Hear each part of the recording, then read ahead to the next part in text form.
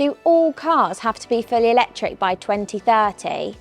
Combustion engines are going to be here for a good few more years yet, but we won't make any more new ones at some point between 2030 and 2035. EVs just don't go far enough.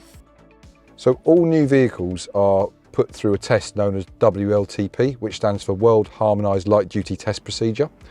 This is what establishes the electric ranges and the published miles per gallon. In the real world, all of those vehicles achieve around 30% less, whether that be miles per gallon or overall range on electric. I don't have a wall box charger at home. If you don't already have a wall box installed, that's no problem.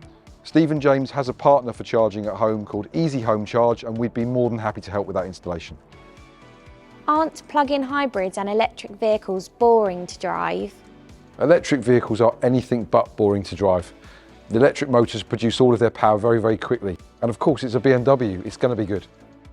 What factors can affect the range of my plug-in hybrid or electric vehicle?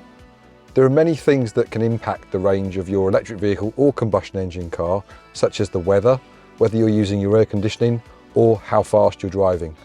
All of these things can impact the range negatively or positively depending on what you're doing.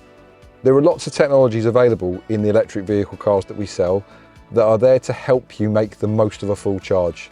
Things such as preconditioning, which gets the car and battery up to or down to the right temperature before you set off on your journey, and also using the BMW navigation for every journey, even if you already know the way. What this does is help the car understand the journey that you're about to go on and optimise the use of electric power across that entire journey.